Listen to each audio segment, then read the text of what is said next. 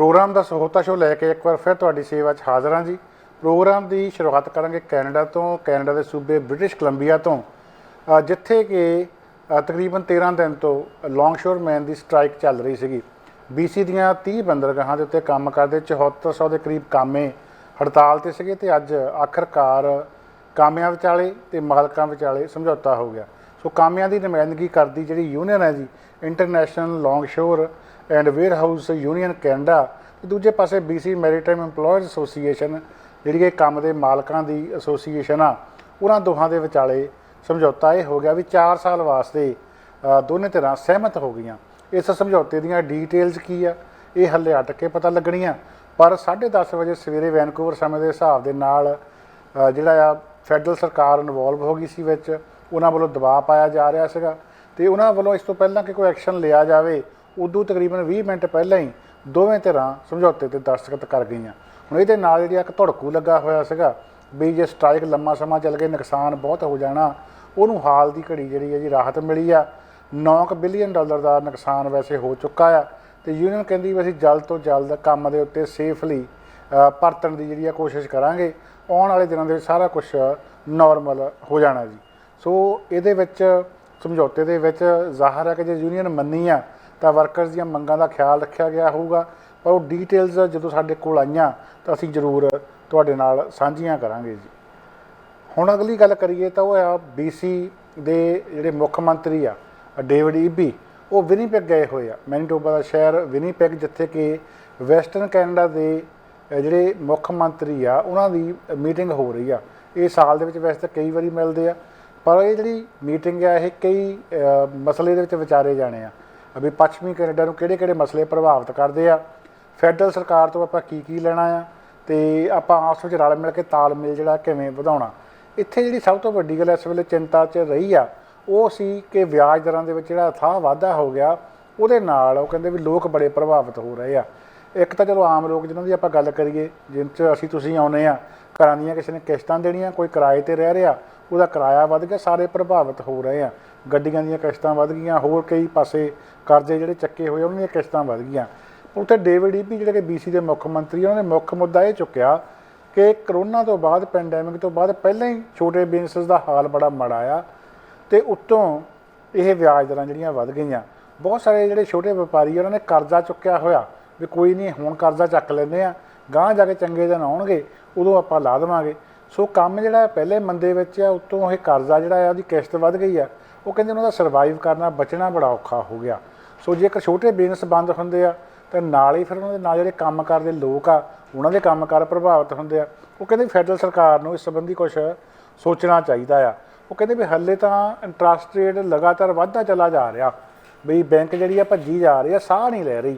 जदों इहने साह लैना, बैंक ने पॉज होना सारा कुछ, उदों कितना लम्मा साह लेना, इन्हें 6 महीने साह लेना, साल लेना, 2 साल लेना, उदों बाद कोई उपर थले जाने का फैसला लेना, कोई वो पीरियड होना, वो समा होना, वो बहुत खतरनाक होना।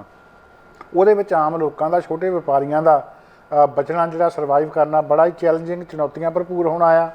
तो हजे वो कहते जो इंटरस्ट रेट वधे आ, इसका पूरा असर आपां नूं अगले महीनों के देखने को मिलना। सो इस संबंधी कहते भी कुछ ना कुछ जरूर जोड़ा होना चाहिए।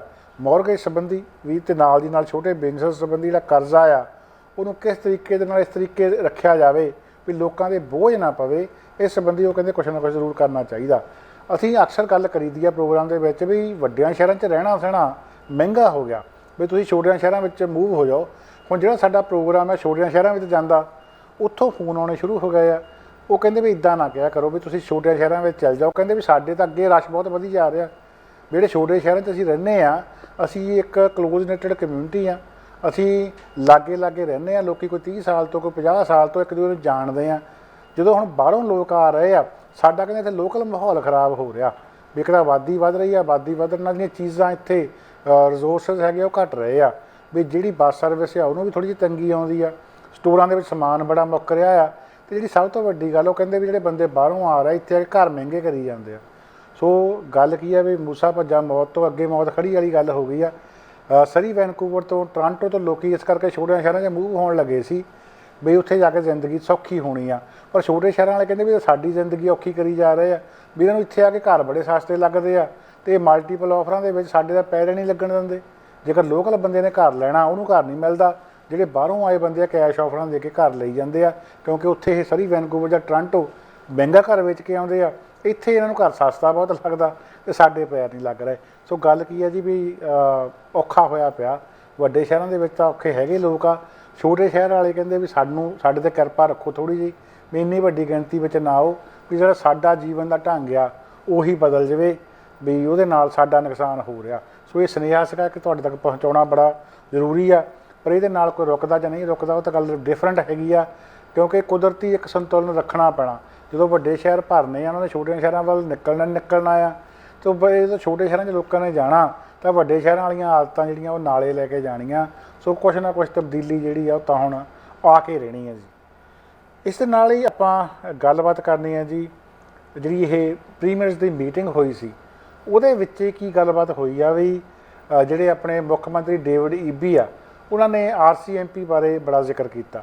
ਜਿਹੜੇ ਬਾਕੀ ਸੂਬਿਆਂ ਦੇ ਮੁੱਖ ਮੰਤਰੀ ਉਹਨਾਂ ਨੇ ਵੀ RCMP ਬਾਰੇ ਜ਼ਿਕਰ ਕੀਤਾ। ਗੱਲ ਇਸ ਤਰ੍ਹਾਂ ਆ ਕਿ ਜਿਹੜੀ RCMP ਆ ਇਹ ਕੈਨੇਡਾ ਦੀ ਫੈਡਰਲ ਪੁਲਿਸ ਆ। ਇਸ ਬਾਰੇ ਜਿਹੜਾ ਕੌਂਟਰੈਕਟ ਹੈਗਾ ਸੂਬਿਆਂ ਦਾ ਉਹ 2032 'ਚ ਮੁੱਕ ਜਾਣਾ। ਸੋ ਜੇ 2032 'ਚ ਕੌਂਟਰੈਕਟ ਮੁੱਕਣਾ ਤਾਂ ਉਹਦੀ ਗੱਲ ਜਿਹੜੀ ਆ ਉਹ ਤੋਂ 2-3 ਸਾਲ ਪਹਿਲਾਂ ਚੱਲਣੀ ਚਾਹੀਦੀ ਆ ਵੀ ਗਾਂਹ ਕੀ ਕਰਨਾ। ਜਿਸ ਹਿਸਾਬ ਦੇ ਨਾਲ RCMP ਦੇ ਵਿੱਚ ਬੰਦੇ ਭਰਤੀ ਨਹੀਂ ਹੋ ਰਹੇ, ਅਧਿਕਾਰੀ ਘਟੀ ਜਾ ਰਹੇ ਆ, ਪ੍ਰੈਸ਼ਰ ਵਧੀ ਜਾ ਰਿਹਾ, 20% ਦੇ ਕਰੀਬ ਸ਼ਾਰਟੇਜ ਚੱਲ ਰਹੀ ਆ, ਇੱਕ ਦਬਾਅ ਬਣ ਰਿਹਾ ਵੀ ਹੁਣ ਉਹ ਸਮਾਂ ਆ ਗਿਆ ਵੀ 150 ਸਾਲ ਤੋਂ ਪੁਰਾਣੀ ਇਸ ਫੋਰਸ ਨੂੰ ਫੈਡਰਲ ਫੋਰਸ ਬਣਾ ਦਿੱਤਾ ਜਾਵੇ।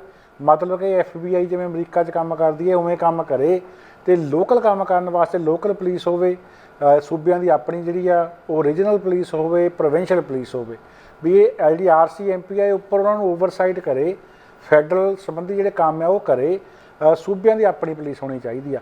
ਉਹ ਇਸ ਸੰਬੰਧੀ ਵਿਚਾਰ ਵਟਾਂਦਰਾ ਜਿਹੜਾ ਉਹ ਇਸ ਮੁਲਾਕਾਤ ਦੇ ਵਿੱਚ ਮੁੱਖ ਮੰਤਰੀਆਂ ਦੇ ਵਿੱਚ ਵੀ ਹੋਇਆ। ਸੋ ਉੱਥੇ ਜਿਹੜੀਆਂ ਗੱਲਾਂ ਬਾਤਾਂ ਚੱਲੀਆਂ ਉਹਦੇ ਵਿੱਚ ਮੁੱਖ ਮੰਤਰੀ ਡੇਵਿਡ ਈਬੀ ਕਹਿੰਦੇ ਵੀ ਜਦੋਂ ਮੈਂ BC ਨੂੰ ਦੇਖਦਾ ਤਾਂ ਸਾਡੇ ਬੜੀ ਘਾਟ ਆ RCMP ਆਫਿਸਰਸ ਦੀ। ਉਹ ਕਹਿੰਦੇ ਵੀ ਘਾਟ ਇਸ ਕਰਕੇ ਆ ਵੀ ਬੰਦੇ ਪੂਰੇ ਨਹੀਂ ਆ ਰਹੇ, ਅਤੇ BC ਇੱਕ ਇਹੋ ਜਿਹਾ ਸੂਬਾ ਆ ਜਿੱਥੇ ਕਿ RCMP ਸਭ ਤੋਂ ਵੱਡੀ ਮਾਤਰਾ ਵਿੱਚ ਮੌਜੂਦ ਆ। ਸਰੀ ਇੱਕ ਇਹੋ ਜਿਹੀ ਮਿਊਨਿਸਪੈਲਿਟੀ ਆ ਜਿਹੜੀ ਕਿ ਸਭ ਤੋਂ ਵੱਡੀ RCMP ਦੀ ਡਿਟੈਚਮੈਂਟ ਕੈਨੇਡਾ ਦੇ ਵਿੱਚ ਹੈਗੀ ਆ। ਇਸੇ ਕਰਕੇ RCMP ਦਾ ਜ਼ੋਰ ਇੱਥੇ ਵੱਧ ਲੱਗਾ ਹੋਇਆ ਵੀ ਜੇਕਰ ਸਰੀ ਵਿੱਚੋਂ ਸਾਡੇ ਪੈਰ ਪੱਟੇ ਗਏ ਮੁੜ ਕੇ ਸਾਰੇ ਕੈਨੇਡਾ ਦੇ ਵਿੱਚੋਂ ਹੀ ਪੱਟੇ ਜਾਣੇ ਆ, ਕਿਉਂਕਿ ਹੋਰ ਵੀ ਬਹੁਤ ਸਾਰੇ ਸ਼ਹਿਰ ਮਗਰ ਜਾਣ ਨੂੰ ਤਿਆਰ ਆ। ਅਲਬਰਟਾ ਦਾ ਜਿਵੇਂ ਗ੍ਰੈਂਡ ਪ੍ਰੇਰੀ ਸ਼ਹਿਰ ਉਹਨਾਂ ਨੇ ਆਲਰੇਡੀ ਨੋਟਿਸ ਦੇ ਦਿੱਤਾ ਹੈ ਵੀ ਅਸੀਂ ਵੀ RCMP ਨਹੀਂ ਰੱਖਣੀ। ਕੈਲਗਰੀ ਐਡਮਿੰਟਨ ਦੇ ਵਿੱਚ ਪਹਿਲਾਂ ਹੀ ਆਪਣੀ ਲੋਕਲ ਪੁਲਿਸ ਹੈ, ਉੱਥੇ RCMP ਹੈ ਨਹੀਂ ਗੀ ਜੀ। ਹੁਣ ਜਿਹੜੇ ਡੇਵਿਡ ਈਬੀ ਉਹ ਕਹਿੰਦੇ ਵੀ ਫੈਡਰਲ ਗੌਰਮੈਂਟ ਨੂੰ ਇਹ ਜਿਹੜਾ ਆ ਸਭ ਦੱਸਣਾ ਚਾਹੀਦਾ ਵੀ ਉਹਨਾਂ ਨੇ ਗਾਂਹ ਕੀ ਸੋਚਿਆ ਵੀ 2032 ਦਾ ਆਇਆ ਖੜਾ, 2032 ਸਮਝੌਤਾ ਜਿਹੜਾ ਆ ਗਾਂਹ ਹੋਣਾ, ਵੀ ਉਦੋਂ ਪਹਿਲਾਂ ਸਾਨੂੰ ਦੱਸੋ 2-3 ਸਾਲ ਵੀ RCMP ਰੱਖਣੀ ਆ ਜਾਂ ਨਹੀਂ ਰੱਖਣੀ। ਜੇ RCMP ਰੱਖਣੀ ਆ ਤਾਂ ਬੰਦੇ ਕਿਵੇਂ ਪੂਰੇ ਕਰਨੇ ਆ, ਬੰਦੇ ਪੂਰੇ ਨਹੀਂ ਹੋ ਰਹੇ। ਇਸ ਮੀਟਿੰਗ ਦੇ ਦੌਰਾਨ ਜਿਹੜੀ ਸਭ ਤੋਂ ਵੱਧ ਅੰਕੜੇ ਹੈਰਾਨੀਜਨਕ ਬਾਹਰ ਆਏ ਆ ਜੀ, ਉਹ ਇਹ ਆ ਕਿ ਪੁਲਿਸ RCMP ਜਿਹੜੀ ਉਹ ਕਹਿੰਦੀ ਆ ਵੀ ਅਗਲੇ ਸਾਲ ਅਸੀਂ 638 ਪੁਲਿਸ ਆਫਿਸਰ RCMP ਡਿਪੋ ਵਿੱਚੋਂ ਬਾਹਰ ਕੱਢਣੇ ਆ, ਮਤਲਬ ਕਿ ਲੋਕਾਂ ਦੀ ਸੇਵਾ ਵਾਸਤੇ ਨਵੇਂ ਜਿਹੜੇ ਬਣਾ ਕੇ ਭੇਜਣੇ ਆ। ਪਰ ਇਸੇ ਸਮੇਂ ਦੌਰਾਨ 1 ਸਾਲ ਬਾਅਦ ਉਹ ਕਹਿੰਦੇ ਵੀ ਅਸੀਂ 842 ਬੰਦਿਆਂ ਨੂੰ ਛੁੱਟੀ ਦੇ ਦੇਣੀ ਆ ਜਾਂ ਉਹਨਾਂ ਨੇ ਰਿਟਾਇਰ ਹੋ ਜਾਣਾ। ਸੋ ਮਤਲਬ ਕੀ ਆ, ਨਵੇਂ ਜਿਹੜੇ ਬੰਦੇ ਆ 638 ਆ, ਜਾਣ ਵਾਲੇ 842 ਆ। ਸੋ 204 ਬੰਦਿਆਂ ਦੀ ਘਾਟ ਤਾਂ ਮੋਹਰਲੇ ਸਾਲੇ ਪੈ ਜਾਣੀ ਆ, ਜਦੋਂ ਕਿ ਚਾਹੀਦਾ ਇਹ ਆ ਵੀ ਵੱਧ ਤੋਂ ਵੱਧ ਬੰਦੇ RCMP ਵਿੱਚ ਜਾਣ ਅਤੇ ਤਾਂ ਉਹਨਾਂ ਦੀ ਗਿਣਤੀ ਜਿਹੜੀ ਆ ਉਹ ਜਿੱਥੇ ਘਾਟ ਆ ਉੱਥੇ ਪੂਰੀ ਹੋਊਗੀ। ਪਰ ਇਹ ਤਾਂ ਉਲਟਾ ਹੋ ਰਿਹਾ, ਜਿੰਨੇ ਬੰਦੇ ਚਾਹੀਦੇ ਆ ਉਹ ਤੋਂ ਵੀ 204 ਘੱਟ ਜਾਣੇ ਆ ਮੋਹਰਲੇ ਸਾਲ। ਸੋ ਇਸ ਕਰਕੇ ਜਿਹੜਾ ਆ ਇਹ ਚਿੰਤਾ ਪ੍ਰੀਮੀਅਰ ਦੀ ਜਿਹੜੀ ਆ ਜਾਇਜ਼ ਆ। ਸੋ ਜਿਹੜੀ ਪ੍ਰੀਮੀਅਰ ਨੇ ਉੱਥੇ ਮੁੱਖ ਮੰਤਰੀਆਂ ਦੀ ਮੀਟਿੰਗ ਵਿੱਚ ਜਾ ਕੇ ਚਿੰਤਾ ਜ਼ਾਹਰ ਕੀਤੀ ਆ, ਉਹਦੇ ਨਾਲ ਸਰੀ ਦੇ ਵਿੱਚ ਹੋਣ ਵਾਲਾ ਫੈਸਲਾ ਵੀ ਜਿਹੜਾ ਪ੍ਰਭਾਵਿਤ ਹੋਣਾ। ਸਰੀ ਦੀ ਮੇਅਰ ਬਿੰਡਾ ਲੋਕ ਵਾਰ-ਵਾਰ ਕਹੀ ਜਾਂਦੀ ਹੈ ਵੀ ਅਸੀਂ ਤਾਂ RCMP ਰੱਖਣੀ ਆ, ਪਰ ਦੂਜੇ ਪਾਸੇ ਸਾਰਾ ਮੁਲਕ ਇਹ ਕਹਿ ਰਿਹਾ ਵੀ RCMP ਕੋਲ ਬੰਦੇ ਇਹ ਨਹੀਂਗੇ। ਹੁਣ ਖੁਦ RCMP ਇਹਨਾਂ ਦੀ ਰਿਪੋਰਟ ਇਹ ਕਹਿ ਰਹੀ ਹੈ ਵੀ ਸਾਡੇ ਕੋਲ ਮੋਹਰਲੇ ਸਾਲ 204 ਬੰਦੇ ਥੁੜ ਜਾਣੇ ਆ। ਹੋਰ ਨਵੀਂ ਭਰਤੀ ਦੇ ਵਿੱਚੋਂ ਰਿਟਾਇਰ ਹੋ ਕੇ ਜਦੋਂ ਗਿਣਤੀ ਕਰਨੀ ਆ, ਸਾਡੇ 204 ਬੰਦੇ ਹੋਰ ਘੱਟ ਜਾਣੇ ਆ। ਸੋ ਇਹ ਜਿਹੇ ਹਾਲਾਤ ਦੇ ਵਿੱਚ ਕਿੱਦਾਂ ਸਰੀ ਦੇ ਵਿੱਚ RCMP ਕੰਮ ਕਰ ਸਕਦੀ ਹੈ, ਕਿੱਦਾਂ ਜਿਹੜਾ ਉਹ ਸੇਵਾਵਾਂ ਨਿਭਾ ਸਕਦੀ ਹੈ। ਜਿਹੜਾ ਡੇਵਿਡ ਈਬੀ ਨੇ ਇਸ਼ਾਰਾ ਕੀਤਾ ਉੱਥੇ ਉਸ ਮੀਟਿੰਗ ਦੇ ਵਿੱਚ ਦੱਸਿਆ RCMP ਬਾਰੇ ਚਿੰਤਾ ਪ੍ਰਗਟਾਈ ਆ, ਉਹ ਇੱਕ ਅਸਾਰ ਆ ਕਿ ਪ੍ਰੋਵਿੰਸ ਜਿਹੜੀ ਆ BC ਦੀ ਸਰਕਾਰ ਸਰੀ ਬਾਰੇ ਕਿੱਧਰ ਨੂੰ ਫੈਸਲਾ ਕਰਨ ਜਾ ਰਹੀ ਆ। ਸੋ ਉਮੀਦ ਜਤਾਈ ਜਾ ਰਹੀ ਆ ਵੀ ਮੋਹਰਲੇ ਬੁੱਧਵਾਰ ਦੁਪਹਿਰ ਤੋਂ ਪਹਿਲਾਂ ਜਿਹੜਾ ਸੋਲਿਸਿਟਰ ਜਨਰਲ ਦਾ ਦਫ਼ਤਰ ਆ ਵਿਕਟੋਰੀਆ ਦੇ ਵਿੱਚ ਇਸ ਸੰਬੰਧੀ ਐਲਾਨ ਕਰ ਸਕਦਾ ਆ ਤੇ ਪੂਰਨ ਅਨੁਸਾਰ ਨੇ ਵੀ ਇਹ ਫੈਸਲਾ ਜਿਹੜਾ ਸਰੀ ਪੁਲਿਸ ਦੇ ਹੱਕ ਵਿੱਚ ਹੋਣਾ ਆ, ਕਿਉਂਕਿ ਜਿਸ ਤਰੀਕੇ ਦੇ ਹਾਲਾਤ ਨੇ ਮੈਂ ਸਾਰਾ ਕੁਝ ਵਰਣਨ ਕਰਕੇ ਹਟਿਆ ਵੀ RCMP ਕੈਨੇਡਾ ਲੈਵਲ ਦੇ ਉੱਤੇ ਕਮਜ਼ੋਰ ਹੋ ਰਹੀ ਆ, ਉਹਦੇ ਵਿੱਚ ਭਰਤੀ ਹੋਣ ਵਾਲੇ ਥੋੜ੍ਹੇ ਆ, ਨਿਕਲਣ ਵਾਲੇ ਜ਼ਿਆਦਾ ਆ। ਅਜਿਹੇ ਹਾਲਾਤ ਦੇ ਵਿੱਚ ਸਰੀ 'ਚ RCMP ਕਦੇ ਵੀ ਆਪਣੇ ਆਫਿਸਰ ਪੂਰੇ ਨਹੀਂ ਕਰ ਸਕਦੀ। ਇਹ ਪਬਲਿਕ ਸੇਫਟੀ ਦਾ ਇਸ਼ੂ ਆ ਜਿਹਦੇ ਬਾਰੇ ਮੁੱਖ ਮੰਤਰੀ ਡੇਵਿਡ ਈਬੀ ਨੂੰ ਵੀ ਪਤਾ, ਸੋਲਿਸਿਟਰ ਜਨਰਲ ਨੂੰ ਵੀ ਪਤਾ। ਮੇਅਰ ਆਪਣੀ ਜਿੱਦ ਕਰਦੀ ਆ, ਬਹੁਤ ਕਰੀ ਜਾ ਰਹੀ ਆ, ਪਰ ਸੂਬਾ ਸਰਕਾਰ ਨੇ ਦੇਖਣਾ ਵੀ ਸ਼ਹਿਰ ਦੀ ਸੁਰੱਖਿਆ ਇਹ ਕਿਵੇਂ ਸਹੀ ਰੱਖੀ ਜਾ ਸਕਦੀ ਹੈ। ਸੋ ਸਰੀ ਪੁਲਿਸ ਇਸ ਵੇਲੇ ਜਿਹੜੀ ਆ ਉਹੀ ਇੱਕ ਰਾਹ ਬਚਦਾ ਜਿਹਦੇ ਨਾਲ ਸਰੀ ਸ਼ਹਿਰ ਸੁਰੱਖਿਅਤ ਰੱਖਿਆ ਜਾ ਸਕਦਾ। ਇਸ ਦੇ ਨਾਲ ਹੀ ਆਪਾਂ ਗੱਲ ਕਰਾਂਗੇ ਕੈਲੀਫੋਰਨੀਆ ਦੀ। ਪਿਛਲੇ ਤਕਰੀਬਨ 12 ਸਾਲ ਤੋਂ ਕਹਿ ਲਈਏ ਇੱਕ ਮੁਹਿੰਮ ਚੱਲੀ ਸੀਗੀ। ਹੋਇਆ ਕੀ ਸੀਗਾ ਕਿ ਜਿਹੜਾ ਭਾਰਤੀ ਮੀਡੀਆ ਉਹਨਾਂ ਨੇ ਲਫ਼ਜ਼ ਸਾਡੇ ਮੂੰਹ 'ਚ ਪਾਤੇ ਦੰਗੇ। ਜਿਹੜਾ 84 ਦਾ ਸਿੱਖ ਕਤਲੇਆਮ ਹੋਇਆ ਉਹਦੇ ਬਾਰੇ ਜਿੱਥੇ ਵੀ ਗੱਲਬਾਤ ਚੱਲਣੀ ਦੰਗੇ ਲਫ਼ਜ਼ ਜਿਹੜਾ ਮੂਹਰੇ ਆਉਂਦਾ ਸੀਗਾ। ਪੰਜਾਬੀ 'ਚ ਦੰਗੇ, ਹਿੰਦੀ 'ਚ ਦੰਗੇ, ਉਸ ਤੋਂ ਬਾਅਦ ਅੰਗਰੇਜ਼ੀ ਵਿੱਚ ਰਾਇਟਸ। ਸਿੱਖਾਂ ਨੂੰ ਇਹ ਮਹਿਸੂਸ ਹੋਣ ਲੱਗਾ 2 ਦਹਾਕਿਆਂ ਬਾਅਦ ਵੀ ਇਹ ਲਫ਼ਜ਼ ਜਿਹੜਾ ਸਹੀ ਨਹੀਂ ਹੈਗਾ, ਜਾਣ ਬੁੱਝ ਕੇ ਸਾਡੇ ਮਨਾਂ 'ਚ ਬਿਠਾਇਆ ਜਾ ਰਿਹਾ। ਦੰਗੇ ਤਾਂ 2 ਭਾਈਚਾਰਿਆਂ ਦੇ ਵਿੱਚ ਹੁੰਦੇ ਜਦੋਂ ਲੜਦੇ ਆ, ਇਹ ਤਾਂ ਇੱਕ ਪਾਸੇ ਹੋਇਆ ਸਾਰਾ ਕੁਛ, ਕਤਲੇਆਮ ਸੀਗਾ। ਸੋ ਇੱਕ ਮੁਹਿੰਮ ਚੱਲੀ ਵੀ ਇਹਨੂੰ ਆਪਾਂ ਨਸਲਕੁਸ਼ੀ ਜਿਹੜੀ ਆ ਕਿਹਾ ਕਰਨਾ। ਬਿਆਨਾਂ ਦੇ ਵਿੱਚ, ਗੱਲਾਂ ਬਾਤਾਂ ਦੇ ਵਿੱਚ ਨਸਲਕੁਸ਼ੀ ਕਿਹਾ ਜਾਣ ਲੱਗਾ। ਉਦੋਂ ਬਾਅਦ ਫਿਰ ਗੱਲ ਚੱਲੀ ਵੀ ਆਪਾਂ ਅੱਡ ਥਾਂ ਦੇ ਉੱਤੇ ਸਰਕਾਰੀ ਤੌਰ ਦੇ ਉੱਤੇ ਇਹਨੂੰ ਨਸਲਕੁਸ਼ੀ ਮਨਾਉਣਾ। ਅੱਡ ਸੂਬਿਆਂ ਦੇ ਵਿੱਚ, ਕੈਨੇਡਾ ਅਮਰੀਕਾ ਦੇ ਵਿੱਚ, ਅੱਡ ਸ਼ਹਿਰਾਂ ਦੇ ਵਿੱਚ ਇਹ ਮੁਹਿੰਮ ਚੱਲੀ ਤੇ ਹੁਣ ਇਹ ਮੁਹਿੰਮ ਜਿਹੜੀ ਆ ਕੈਲੀਫੋਰਨੀਆ ਸਟੇਟ ਲੈਜਿਸਲੇਟਰ 'ਚ ਪਹੁੰਚੀ ਹੋਈ ਸੀਗੀ, ਜਿੱਥੇ ਕਿ ਜਸਮੀਤ ਕੌਰ ਬੈਂਸ ਅਸੈਂਬਲੀ ਵੂਮਨ ਨੇ ਕੈਲੀਫੋਰਨੀਆ ਦੇ ਵਿੱਚ, ਉਹਨਾਂ ਨੇ ਸਟੇਟ ਲੈਜਿਸਲੇਟਰ ਦੇ ਵਿੱਚ ਇਹ ਮਤਾ ਲੈ ਕੇ ਆਂਦਾ ਤੇ ਇਹ ਮਤਾ ਪਾਸ ਹੋ ਗਿਆ ਜਿਹੜਾ ਕਿ ਹੁਣ ਗਾਂ ਕਾਂਗਰਸ ਦੇ ਕੋਲ ਜਾਊਗਾ। ਸੋ ਕੈਲੀਫੋਰਨੀਆ ਦੇ ਵਿੱਚ 84 ਦੇ ਸਿੱਖ ਕਤਲੇਆਮ ਨੂੰ ਨਸਲਕੁਸ਼ੀ ਐਲਾਨਣ ਦੇ ਵਿੱਚ ਰਾਹ ਜਿਹੜਾ ਜੀ ਉਹ ਬਿਲਕੁਲ ਪੱਧਰਾ ਹੋ ਗਿਆ। ਇਸ ਦੌਰਾਨ ਜਿਹੜੀ ਸਭ ਤੋਂ ਵੱਡੀ ਗੱਲ ਇਹ ਰਹੀ ਕਿ ਬੀਬੀ ਜਿਹੜੀ ਜਸਮੀਤ ਕੌਰ ਬੈਂਸ ਹੈ ਉਹਦੀ ਤਕਰੀਰ, ਜਿਹੜੇ ਲਫ਼ਜ਼ ਉਹਨੇ ਹੈ ਨਾ ਬੜੇ ਚੁਣ ਕੇ ਠੋਕ ਕੇ ਧੜੱਲੇਦਾਰ ਵਰਤੇ ਆ, ਉਹ ਇੱਕ ਲਫ਼ਜ਼ ਸੁਣਨ ਵਾਲਾ ਆ। ਉਹਨੇ ਆਪਣੇ ਭਾਸ਼ਣ ਦੇ ਵਿੱਚ ਕਈ ਗੱਲਾਂ ਬਾਤਾਂ ਕੀਤੀਆਂ। ਭਾਸ਼ਣ ਅੰਗਰੇਜ਼ੀ ਵਿੱਚ ਆ, ਬਹੁਤ ਸਾਰੇ ਤੁਹਾਡੇ ਤੋਂ ਸਮਝ ਲੈਣਗੇ। ਪਹਿਲਾਂ ਤੁਹਾਨੂੰ ਉਹ ਭਾਸ਼ਣ ਸੁਣਾਉਂਦੇ ਹਾਂ ਜੀ। As the first Sikh elected to serve in the California state legislature and on behalf of the nearly 30 million Sikhs living throughout the world, let me take this opportunity to thank you for refusing to sanitize history. Sikh children throughout the world grow up hearing about the terrible stories of what happened to our people in India in 1984. It is difficult to find a Sikh family that was not in some way directly affected by the violence, destruction, and murder, and the genocide that occurred with the consent and participation of the Indian government. 1984 is a year every Sikh person knows, and we all know it was a genocide. Unfortunately, that fact has been purposely and tactfully hidden from the world. Most history books fail to use the term genocide and minimize the number of deaths that occurred, as well as the role of the Indian government played in orchestrating attacks against its own citizens. Prime Minister Modi has tried to scrub the truth from India's history by claiming that the violence was not directed at any particular community and was instead an attack on the whole nation. Today marks exactly 3 weeks from the day Prime Minister Modi was honored with a state dinner at the White House.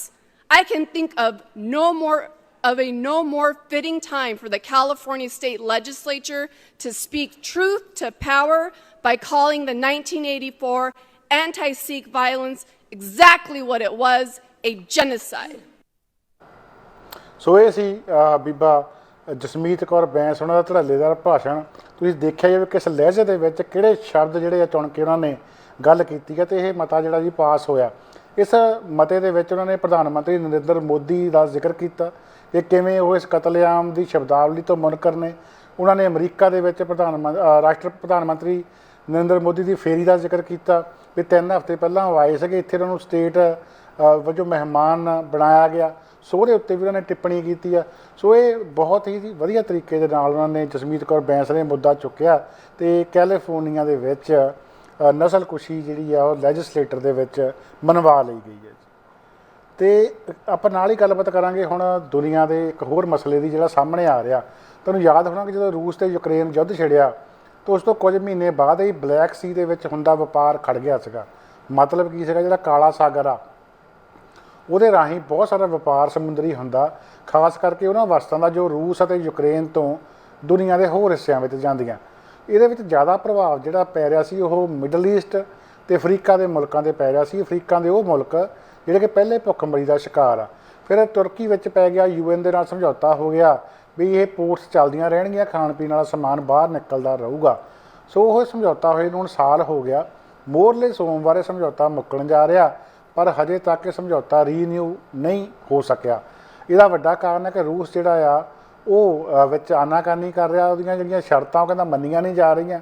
ਉਹ ਕਹਿੰਦੇ ਜਦੋਂ ਮੈਨੂੰ ਸੰਸਾਰ ਨੇ ਕਿਹਾ ਸੀਗਾ ਵੀ ਇਹ ਚੱਲਦਾ ਰੱਖੋ ਪੋਰਟ ਜਿਹੜੇ ਯੂਕਰੇਨ ਦੇ ਆ ਅਤੇ ਰੂਸ ਦੇ ਆ, ਤਾਂ ਅਸੀਂ ਮੰਨ ਗਏ ਸੀਗੇ, ਪਰ ਉਹ ਕਹਿੰਦੇ ਵੀ ਹੁਣ ਅਸੀਂ ਇਹ ਗੱਲ ਕਹਿੰਦੇ ਹਾਂ ਵੀ ਜਿਹੜੀਆਂ ਸ਼ਰਤਾਂ ਉਸ ਵੇਲੇ ਮੰਨੀਆਂ ਗਈਆਂ ਸੀਗੀਆਂ ਵੀ ਉਹ ਵੈਸਟ ਨੇ ਪੂਰੀਆਂ ਨਹੀਂ ਕੀਤੀਆਂ। ਇਸ ਕਰਕੇ ਅਸੀਂ ਹੁਣ ਸੋਚਾਂਗੇ ਵੀ ਗਾਹਾਂ ਇਹ ਰੂਟ ਖੋਲ੍ਹਣਾ ਆ ਕਿ ਨਹੀਂ ਖੋਲ੍ਹਣਾ। ਜਦੋਂ ਪਿਛਲੀ ਵਾਰੀ ਇਹ ਰੂਟ ਬੰਦ ਕੀਤਾ ਗਿਆ ਸੀਗਾ ਤਾਂ ਮਿਡਲ ਈਸਟ ਵਿੱਚ ਮਹਿੰਗਾਈ ਵੱਧ ਗਈ ਸੀ, ਅਫਰੀਕਾ ਦੇ ਵਿੱਚ ਭੁੱਖਮਰੀ ਵਾਲੇ ਹਾਲਾਤ ਬਣ ਗਏ ਸੀਗੇ, ਅਤੇ ਕੈਨੇਡਾ ਅਮਰੀਕਾ ਦੇ ਵਿੱਚ ਵੀ ਮਹਿੰਗਾਈ ਖਾਣ ਵਾਲੀਆਂ ਵਸਤਾਂ ਵਿੱਚ ਨਾਲ ਹੀ ਵੱਧ ਗਈ ਸੀਗੀ। ਸੋ ਜੇਕਰ ਸੋਮਵਾਰ ਤੱਕ ਇਹ ਜਿਹੜਾ ਸਮਝੌਤਾ ਦੁਬਾਰਾ ਰੀਨਿਊ ਨਹੀਂ ਹੁੰਦਾ ਤਾਂ ਇੱਕ ਵਾਰੀ ਫਿਰ ਉਹੋ ਜਿਹੇ ਹਾਲਾਤ ਬਣ ਸਕਦੇ ਆ। ਪੱਛਮੀ ਮੁਲਕਾਂ ਵੱਲੋਂ ਇਸ ਸੰਬੰਧੀ ਸਮਝੌਤਾ ਜਿਹੜਾ ਸਿਰੇ ਚਾੜਨ ਦੇ ਲਈ ਯਤਨ ਕੀਤੇ ਜਾ ਰਹੇ ਆ, ਪਰ ਸੋਮਵਾਰ ਤੱਕ ਇਹ ਜਿਹੀ ਡੈਡਲਾਈਨ ਹੈਗੀ ਆ, ਪਰ ਅੱਜ ਖਬਰਾਂ ਦੇਣ ਤੱਕ ਇਹ ਸਮਝੌਤਾ ਸਿਰੇ ਨਹੀਂ ਚੜ੍ਹ ਸਕਿਆ ਸੀ।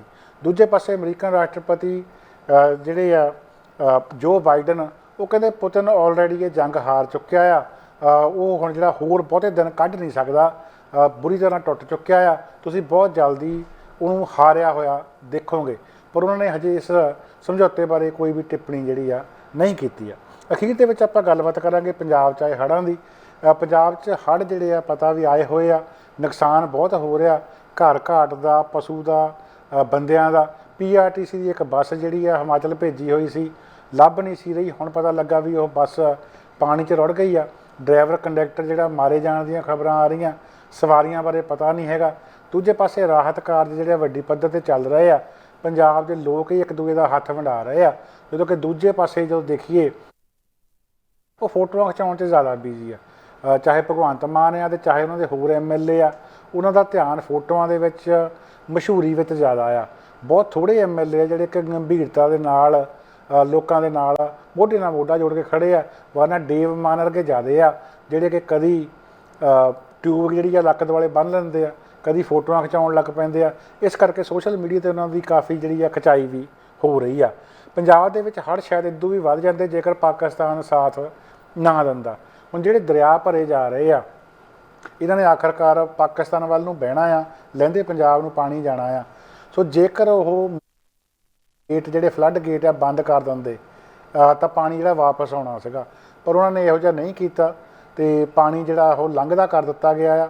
ਹੁਣ ਜਿਹੜਾ ਪਾਕਿਸਤਾਨ ਵੱਲ ਨੂੰ ਜਾ ਰਿਹਾ ਪਾਣੀ ਆ ਪੰਜਾਬ 'ਚੋਂ ਨਿਕਲ ਕੇ, ਉਹ ਬੜੀ ਤੇਜ਼ੀ ਦੇ ਨਾਲ ਨਿਕਲ ਰਿਹਾ।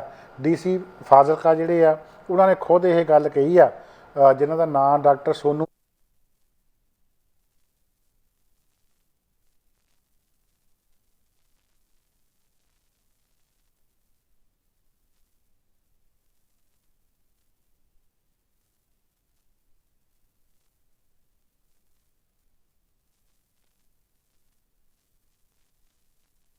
ਜਾਣਾ ਹੀ ਆ, ਪਾਕਿਸਤਾਨ ਦੇ ਵਿੱਚ ਵੀ ਗਾਰਾ ਜਾਣਾ।